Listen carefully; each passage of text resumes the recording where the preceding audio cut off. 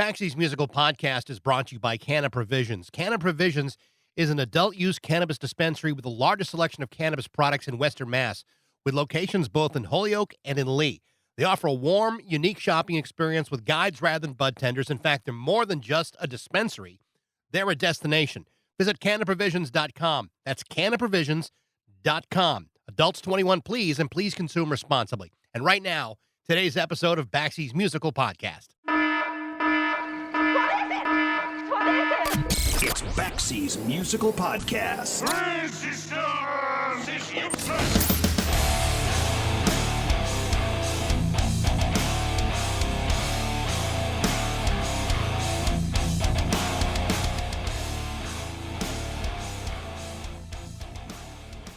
In 1977, when Great Britain was in the throes of a crippling economic crisis, racial tensions, class warfare, and widespread unemployment, it created the building block for what would inspire bands like the Sex Pistols and the Clash. And while those early punk bands made their share of noise about the horrible conditions of England during Margaret Thatcher's tenure as Prime Minister, she still wound up outlasting most of the noise. Because by 1978, the Sex Pistols were busy falling apart like many other bands would do. Even the Clash were starting to feel the constrictions of punk and decided to diversify their efforts into new musical classifications. And other punk bands were flirting with what would become post-punk, while the country continued to be not much better off than when it all started. But in 1979, it was the Specials that would spearhead something different by combining some of the basic elements of punk and melding it to Jamaican ska, which was a precursor to reggae. It was music that was totally danceable, but also included an observational message. And in the course of just 2 years, the Specials would hit the British top 10 8 times. Songs like Gangsters, A Message to You, Rudy, Rat Race, and Ghost Town made the Specials into instant pop stars who, despite the racial tensions going on throughout the country, were one of the first racially integrated bands to break the British top 10. Led by founder Jerry Dammers, the Specials didn't just absorb the attention all for themselves. In 1979, Dammers formed Two Tone Records, an independent label that released music from the English Beat, Madness, The Selector, and even released a single from Elvis Costello, who would go on to produce the Specials' first album. The Specials were something really special, asserting themselves as one of the greatest live bands ever, with incredible songs, a frenetic stage show that included as many as 9 musicians at a time, and a punishing schedule that ultimately led to the band breaking up due to exhaustion. The members of the Specials would then venture off into separate projects. Terry Hall, Lyndall Golding, and Neville Staple would form Funboy 3 in 1981. And in 1983, Specials bass player Horace Panter joined Dave Wakeling and Ranking Roger from the English Beat to form General Public, whose 1984 single, Tenderness, was an international hit. Once that ended, my guest today, Horace Panter, left music and focused on restarting his very accomplished art career, where his work has now been shown in galleries around the world. He even worked as an art teacher for special needs students before reforming the Specials with Terry Hall and Lyndall Golding. The Specials are back, going on a European tour next month. They released a wonderful album last year entitled Protest Songs, 1924 to 2012, and it is fantastic. And as a longtime fan, it was a real pleasure to talk to Sir Horace Gentleman, Horace Panter, from the Specials on Baxy's Musical Podcast.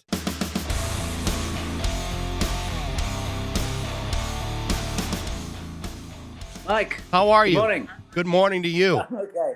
It only took me 15 years, but I finally read your book. Not. Okay. Has it been that long since it was published? I can't remember. Yes, I suppose it was, wasn't it? 2007. Yeah. It didn't take me 15 years to read it. It just took me 15 years to get around to it. So, but it's a great book, and I was really excited to talk to you. Not only because I've been, a fan of the Specials for years, but to kind of get a sense of what the band was like and what that time was like, because I don't think you can separate the era from what you guys stood for back then. Sure. The reason for writing a book, it was basically a love letter, really. Quite a few people had written sort of histories of the Specials, but they were fans. It was a fan thing, and they were a bit too gushing, and the truth wasn't exactly, I don't know, it was a bit sugar coated. So I think it's about time somebody wrote a proper sort of biography of the band. And luckily I'd kept diaries when we first went to America and we first went to Japan. And luckily, my parents, bless them, went out and bought the music press every week for like sort of 3 years. And they collected, I think in the end, there were like 11 scrapbooks of like two-tone interviews. So there was a lot of source material. And I was always the guy in the band when people would come up to somebody and go, "Hey, do you remember that time in Hamburg when," and ask Horace? So I was the one, who like was the most sober, shall we say? And I always drove the van, sort of stuff. So, I mean, yes, I'm not saying it wasn't difficult to do, but it was fun, and reading these bits and pieces in the press and whatever sort of triggered other memories that I had. It's weird. I can do all that stuff. Yeah. It's funny. You could have given the name of the book is Scott for Life, but you could very easily have called it "It's Always Something," because it seemed like one night you guys would be great, and the next night something would go and mess it up. And it didn't always seem to be about the guys in the band, but circumstance and crowds and sound checks and equipment problems. I mean, it always wound up being something in the book where you just say, man, because these guys ever catch a break. And really what wound up being a very, short amount of time that you guys were on the road, really.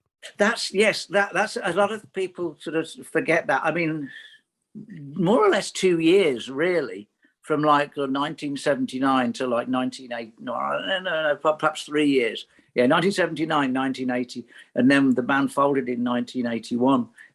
It wasn't a lot of time, but it was such a, well, as the book says, it's quite a punishing schedule. It was quite a punishing schedule. Yeah, we put a lot into a short space of time. Yeah. And it's amazing that, I mean, quite apart from the fact that I'm still getting paid for songs that I recorded over 40 years ago, that it had the effect that it did. That the ripples, have become quite large tidal waves, really, which is remarkable. Back in September, I did an interview with Dave Wakeling. Yes, from the Beat, and we talked a lot about two-tone and the importance of it, and where England was, and the class system, the amount of racism that was involved. And you talked very openly, I mean, in the book, that prior to joining the Specials, you didn't really have a whole lot of interaction, with people of color. That it was actually a very new experience for you. But Britain was going through a pretty serious class and racial crisis at the time. It's remarkable that Two Tone did as much as they could to try to beat that down and tackle some of that racist thought. Well, that was the thing about the, if you like, punk rock. When punk rock came along, it had a social conscience. It was concerned with sort of, I don't know, that sort of the disenfranchised youth that had sort of basically appeared in the non-job market, because of things like the OPEC oil crisis in 1974 and the sort of the knock-on effects of that, and the depressions and all that kind of stuff. So yeah, I mean, it was a big deal. I mean, that was part of that sort of that punk rock ethos. It's just that we played a different sort of music to the Sex Pistols and the Clash, and you're right. I mean, there was one Asian kid at my school when I was growing up, which was a small market town. And as I think I say in the book, I think the first black person that I actually sat down and ever had a conversation with was Limbaugh. And I was probably 25, 26. I went to art school, Michael, you know what I mean? It wasn't like I was on any picket line or whatever. I was in like I suppose I grew up in the hippie era, but then I went to art school. You know what I mean? That's a real social bubble. I think there were a couple of black people at art school, but that was it. If you were, black people didn't go to art school in the 70s. You know? It's yes, and I suppose, and that's a class, that's a cultural thing as well. Yeah. Ska music had always been, a very appealing to skinheads, and you had the National Front, in the UK at the time, and to have integrated bands playing music that prior to Two Tone had been appealing to rougher elements of your society. I don't think people in this country can understand or really appreciate how shocking that must have been for people to see Yeah. you guys playing ska music with an integrated band. I mean, what was the reaction by people when you first started performing? Um, okay, I want to sort of pedal back a little bit there. In Coventry, there were an awful lot of there. I always think that the Coventry was sort of small enough not to have ghettos. It had an immigrant population, but it didn't have. Whereas Birmingham, which was where Dave Wakeling was brought up, was quite a bigger city. So a lot of black people would gravitate to the Handsworth area or whatever. But in Coventry, that didn't happen, and I think the same was true of the and with the music as well. There was a big soul band scene, and white guys played with black guys. It wasn't that much of a big deal. You didn't get the gig because you were, because you had to be black. You got the gig because you were a good musician. People from the Specials and the Selector, Jerry Dammers, Neil Davis, Limval, our original drummer Silverton, Charlie H, Desmond Brown. They all played in soul bands. So it in a way that sort of it was no big deal in Coventry to do that. I remember Dave Wakeling telling me that he did this interview, and some journalist from London was going, "Hey, Dave, this is a really great socio-political,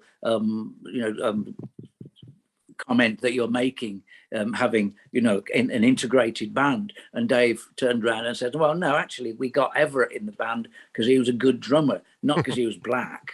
You know what I mean? So I think a lot of that was kind of, I wouldn't say foist upon us. We were aware that there were racial problems in Britain, and we wanted to play an integrated music, but it wasn't sort of top of the agenda, if you know what I mean. Wow, this music makes people dance.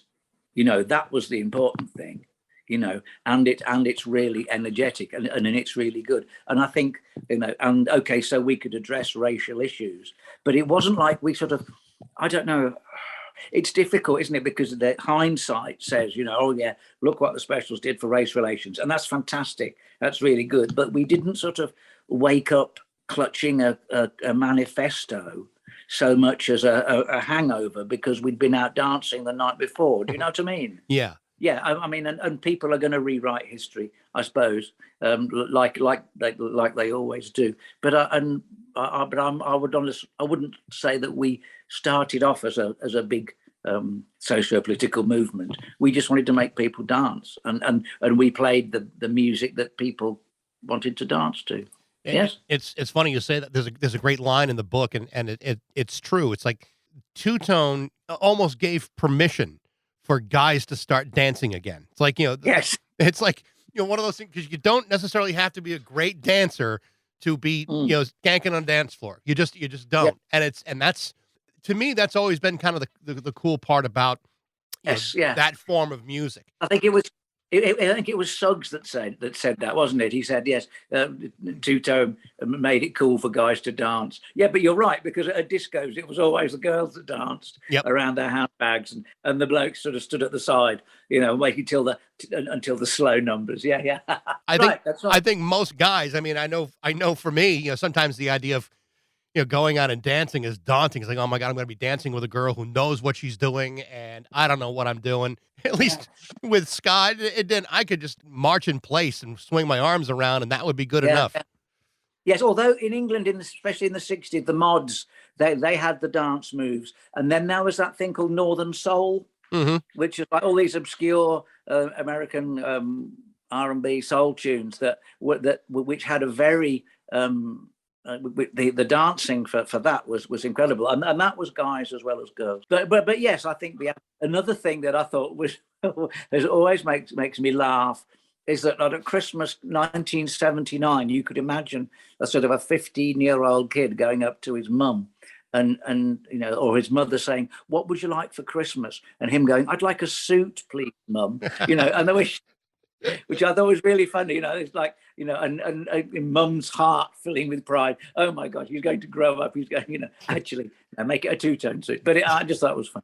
One of the things in the book that is really the vision that Jerry Dammers had about this band and starting Two Tone Records, with the Selector and, some of the other bands that were involved early, but, for whatever reason didn't distribute, Bad Manners and English Beat and stuff like that, Yeah. as we call them here in the States. But I mean, it's a pretty interesting thought process that he had, or you guys had early on, was to have your own record company promote this music. I mean, that was a pretty interesting, approach, and a lot of independent record companies emerged, here in the States to do kind of a little bit of what you guys set out to accomplish. But that was what one of the liberating things about punk rock was, because you could make your own record. You didn't have to sign to CBS or EMI or whatever. And but you had but we loved Tamla Motown. We loved Stax. And when you heard the introduction of a song, you knew that's what it was, and we wanted that kind of label identity for our music as well. And I think it was just a question of of being like an English Tamla Motown or an English Stax thing. And it was interesting because we weren't. If it was just on our own, it's kind of, okay, fair enough. But if there were like-minded bands, it could be a movement. And I think that was what we really wanted. But we had, because the Selector were on board anyway. And then we realised that there's a band in London called Madness who were doing kind of the same sort of thing.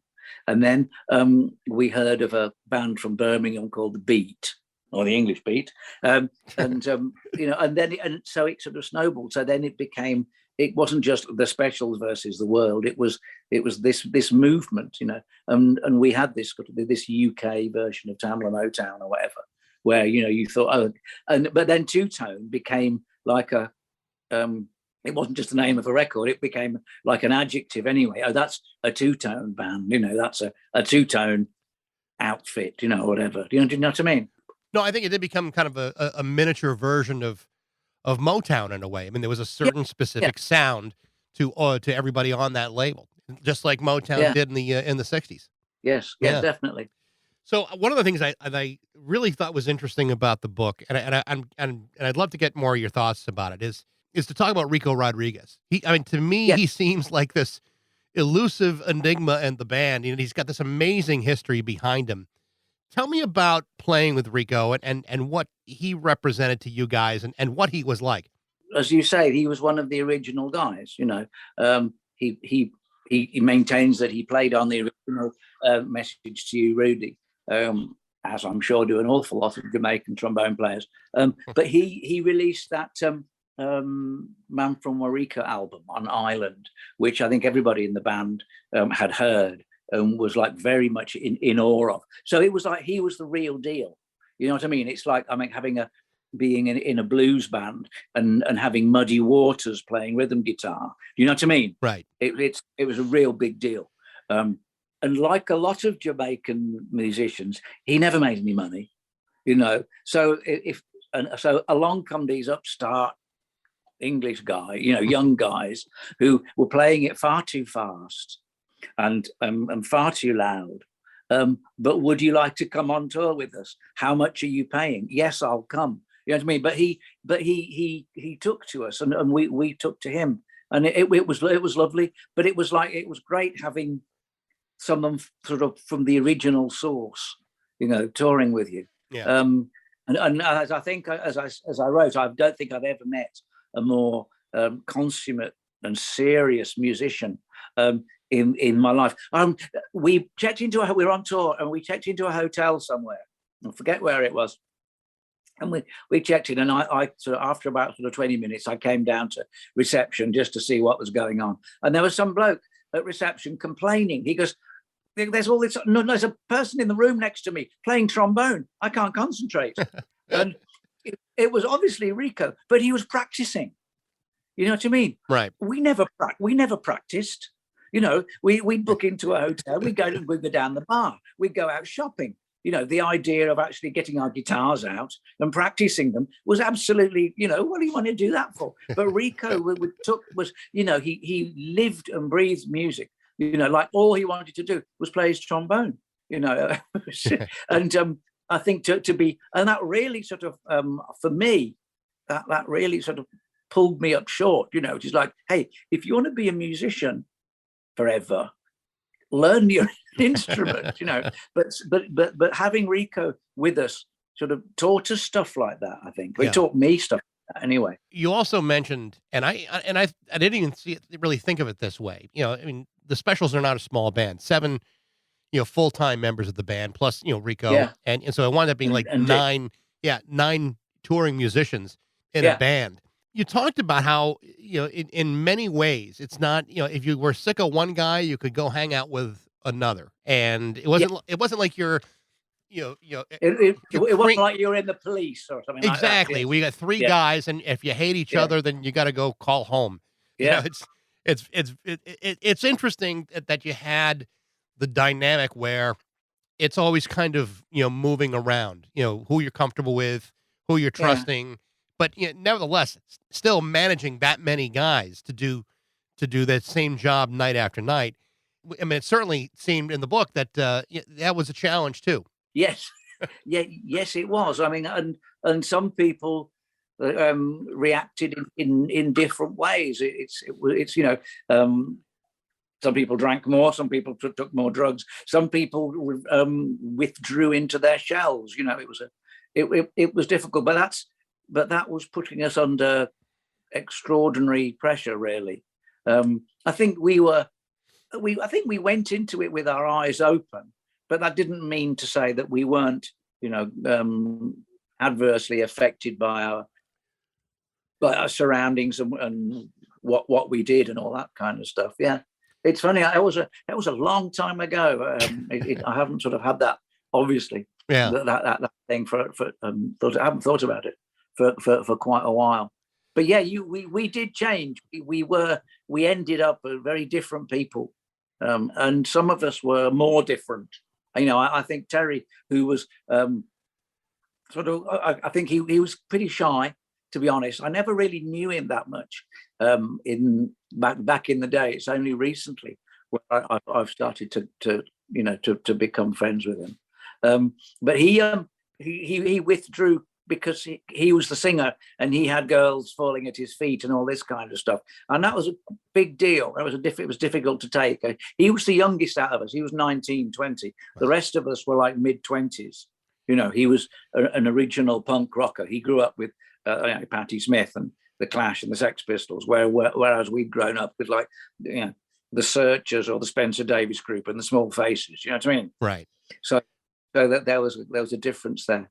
I think it sounds a great pop stardom, if you like, sounds a great idea when you're not a pop star, if you know what I mean. Right. But then once it sort of, it sort of smacks you in the face, it's like, I don't know if this was what I signed up for. And you sort of spend your time. Some people can cope with it and some people can't, and some people don't cope with it in different ways.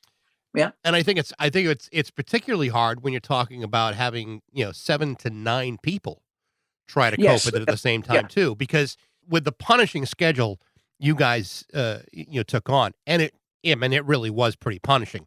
I don't know how many bands could have even stuck around for the 2 years that you did. Do you think that if you had the chance to have slowed down a little bit, maybe taken more time, either in between gigs or more time in between records, that it might have gone on a little bit longer? Or do you think definitely. But let me just go back a little bit. It makes it sound like it was horrible being in the Specials. It wasn't. It was brilliant. Yeah, Mike. You know what I mean? It's all. I'm just thinking. All the people listening are thinking. Oh, grow up. You're on. You're top of the charts. You're touring the world. What are you on about? So it was great, because we played shows that were in amazing, and we had a great time, and we travelled, and this, that, and that, and the other. But yes, it was. I think if we had of, well, this is the benefit of hindsight, isn't it? Yes, it would have been good to have slowed down, but when you're hot, you're hot. You know what I mean? And when you're not, people don't buy your records. I mean, that happened with the Selector. They had their first album out, which did really well. And then they and then people left, and then they had to get other musicians in, and their second album was like delayed by like 6 or 9 months or something. It came out and nobody wanted to know. That was the nature of the beast, in the music business. So I think, and trying to get that balance, and we were young, and we were full of vim and vigor. And it's like, yeah, well, whatever, we can do this. Actually, we can't, but we're just full of sort of self-confidence and whatever, that we kind of had to go at doing it anyway. But yeah, that's a lot of hindsight there, Mike. I think it's a cruel mistress, I think. So after all this time, you guys are going to go back out on the road again. I think in June, if I'm not mistaken. What is it like to tour now? With all the hindsight, with all the history, with Lynn Voluntary, and compared to the way it was back then, is it as enjoyable now? Is it? It's lovely because it's not so claustrophobic. The schedules are nowhere near as punishing, so we can relax a little more, and I think, we can enjoy that. I enjoy the shows more.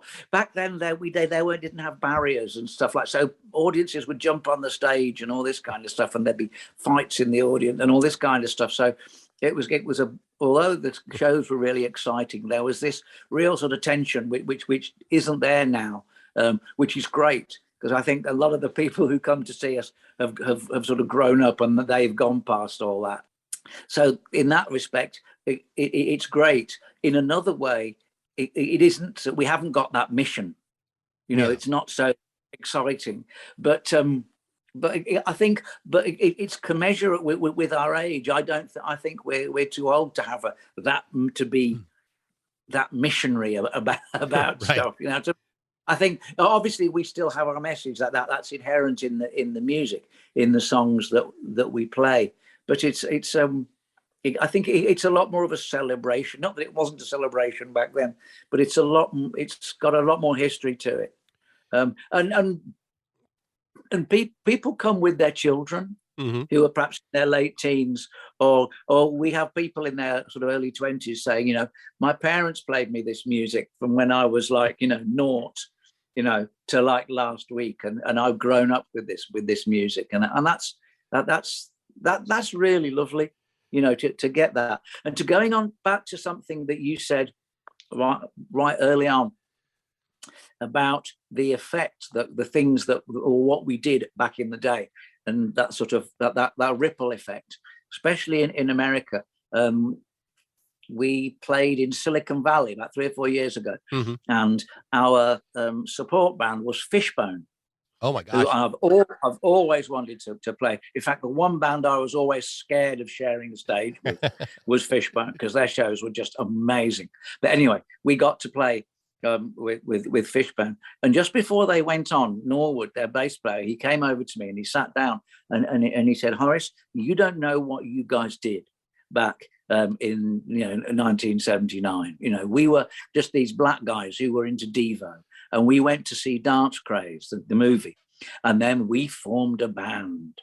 and that was amazing. That was so cool. He didn't have to say that. Yeah. And when monster player Norwood Fisher, that's that, and that for me was the highlight of that particular little tour, that somebody like that would sort of come out and say that. And earlier in the year, we were in Los Angeles. We were doing a charity event, and Tim Armstrong from Rancid said exactly the same thing.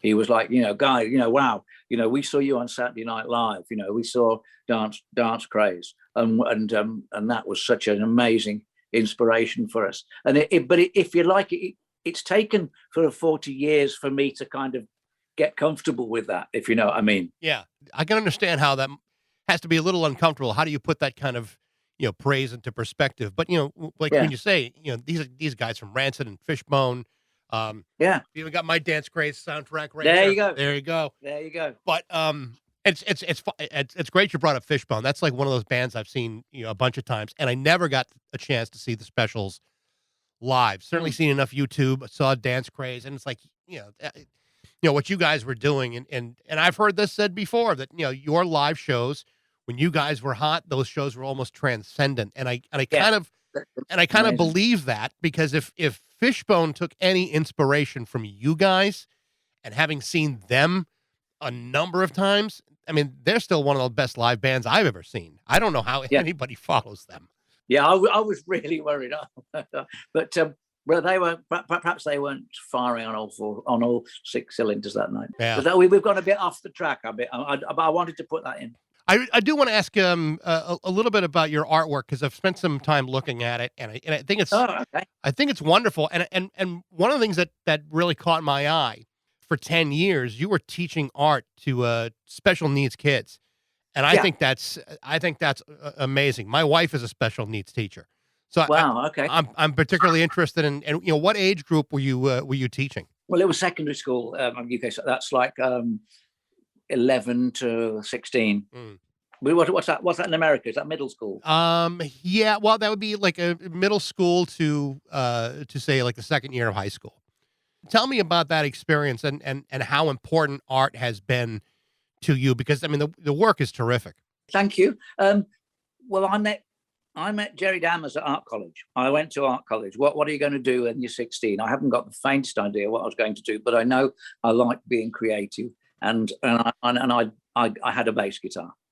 But I ended up going to art school, and then I learned to play my bass guitar, and I met Jerry. But art's always been around. You know, I became a musician, but being in the special was a fabulous excuse to travel the world and visit some of the world's great art galleries. You know, New York, the Museum of Modern Art, and the Whitney, and all that kind of stuff, Guggenheim.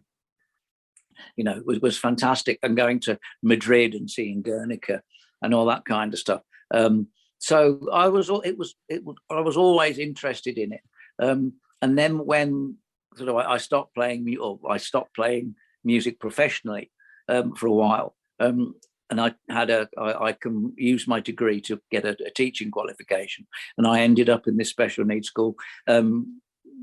Teaching art, but art was it's always been interesting, especially for special needs children, because you can achieve, you can do stuff without, and perhaps if your literacy or numeracy isn't so good, but you can still achieve through drawing and through painting and stuff like that. And I really enjoyed it, and it made me focus differently on what I wanted to do as an artist. Plus the fact that this is, when you're a musician, as often as not, you're self-employed. So joining this school once a month, this sum of money would appear by magic in my bank. That was the coolest thing, you know. That was, but that which is being a bit sort of like a bit facetious. I don't mean to be facetious. No, it was a cool thing to do. I enjoyed it. When it was great, it was wonderful. It was really good. And when the specials reformed with in 2000, well, Christmas 2008, I left teaching, and there was a lot of downtime, so I just sort of started painting. And my wife came back one day, and there's all these. She's going, look, you know, we need to try and sell these, because they're just, you know, getting in the way. So then this art career started. I want to ask you like one more question, because I know I don't have you for a whole lot of time here, but I've been reading a little bit about Jerry Dammers, and there seems to be this, I don't know if it's a misunderstanding or different interpretation of, you know, why he's no longer with the band. He thinks one thing, and Terry has said another. What's your feeling about what's going on with Jerry and why he's not playing with you guys? Okay, we had this idea of reforming in, I think it was we had it in 2005, but it just the planets weren't aligned at all, and I think I just sort of started teaching full time, and I didn't want to quit. But then 2008 comes along, and it's like we all had a meeting. We all met together in London. I picked up Roddy in my car. I could really have done without it, because I was teaching, you know what I mean? And I think it was on like a Thursday night, you know, and I really needed to get to bed early, because I had to sort of teach you. But anyway, I went down to London to have this meeting. And because there were sort of movements about getting the whole thing together. It just became apparent after sort of 30 seconds that it was like the Jerry was trying to tell everybody what he wanted, and it was his group, and which worked in 1979. But there'd been like 30 years for people to mature, have their own sort of solo careers or whatever. They were just, but it just, I think the fact that Jerry formed the band was never an issue. The fact that he owned it was. And so, yeah, you were now, as opposed to sort of being kids, we were adults, and it just wasn't going to work with him being him in personality stuff. I mean, groups are all about people skills. You know what I mean? The band split because of musical difference. No, they didn't. They were lying. Yeah. It's nothing to do with that. It's stupid stuff. The singer falls in love with the drummer's girlfriend. You know what I mean? It's stuff like that. The bass player drinks too much. The drummer does too many bad drugs. You know what I mean? It's all people skills. Yeah. And I, that's so it's a shame.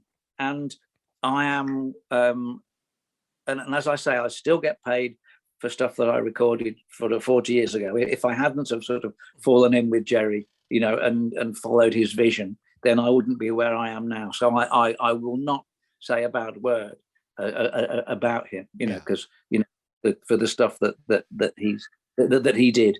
But that's really why it just wasn't. We just knew that it wasn't going to work. Whereas the rest of us were prepared to, if not bury the hatchet, at least put it in a cupboard somewhere so it wasn't on view. Do you know what I mean? I do.